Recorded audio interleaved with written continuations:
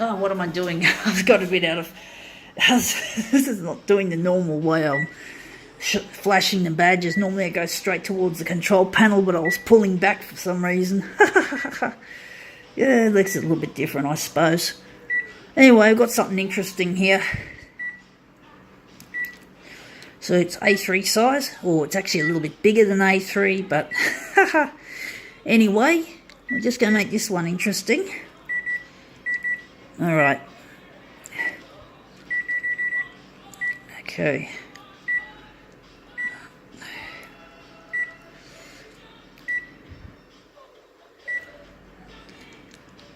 So we're going to go here. Alright, we can't use contrast with brightness. And we're going to basically do some work here. Make it red. Sharpness. Good thing we didn't go to the copy density like I often do by mistake. Or should I say by error. Mistake is when you make the same error more than twice. That's how I understand it. Anyway, colour balance. What are we going to do with this silly colour balance? Make the yellow go up. Magenta go up. Less cyan. Less black. Oh, 3 colours are now at the bottom. The black one is the only one that's staying above. That looks like 25% toner just there. The colours, the black is still, because we don't use that much black. So it's nice to see the colours are even. I don't like it when one colour runs out before the others. But anyway, we've got to zoom it. We've got to get in here and reduce. So we've got there, simple ratio.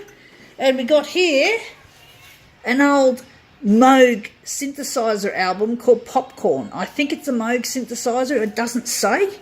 I can't see whether it says it. It doesn't say anything about what instruments were used, but it's by a group called Electric Coconut. If anyone is a baby boomer, they probably vaguely remember the big explosion in popularity of Moog synthesizer music. Moog is spelt M-O-O-G, and it's named after the inventor, or the person who managed to take music synthesis from the laboratory, if I'm correct, or maybe there were synthesizers in the 50s, but they were huge things used in some TV channels to make special effects, but they didn't become commercialized until the late 60s and the 70s. But the 60s, 1968, if I remember correctly, was the year that a synthesizer player collaborated with Bob Moog, the inventor, and they created what was called Switched on Bach. And after Switched on Bach came a whole bunch of synthesizer albums, or albums with synthesizer mixed with other instruments, often, and it became a fad, a really big craze, you could call it. I was too young to appreciate it, but my parents would have seen it, and my dad was the man who gave me Switched on Bach. He basically bought the album, I think, second-hand, and he didn't like it, or he just got off it. And that was me. Then I found the album in Dad's cupboard. Funnily enough, I was looking for synthesizer music, because when I turned 9 on the 1st of January 1982, that's when I was told about the synthesizer. And then just days later, I was rummaging through my dad's classical music collection, and I found Da-di-da-di-da, Switched on Bach.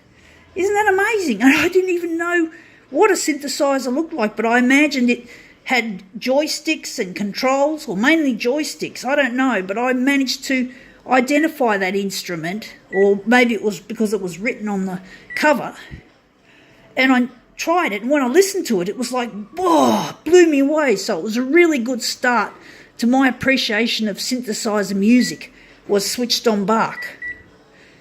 And I've got it on CD now, but basically Switched on Bach was like the beginning of the bulk of my interest in that instrument. Now I'm thinking I'm starting to get distracted here. For some reason we're going here. So maybe we can change something. I wonder what we're going to do.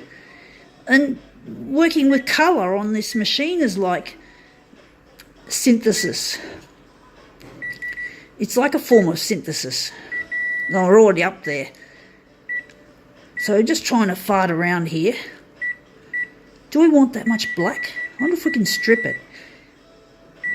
But yeah, I can't play a musical instrument, unfortunately. So even though I love synthesizers, I can't play them properly.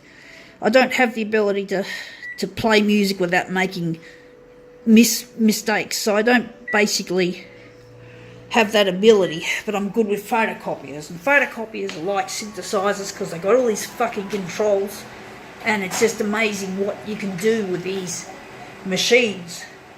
But unfortunately, I can't go up on stage or in a lab. I can't just play keyboards. I want to do music on a computer, but still I doubt my musicality. Like, it's just not something I'm gifted with like I'm gifted with photocopier art. So this looks really nice. This one's really colourful. I think we can call that one quits. The first one looked quite nice, but I do like this result better. It looks a bit wishy-washy, but it's still, I like the colours. The colours obviously go well with this particular album. But I think we'll just call it quits. But actually no, we'll just get the phone up close to show the album in detail. The popcorn makes it a little bit busy to see what it says, or at least here it does, but it's a nice, I think we can call that one quits.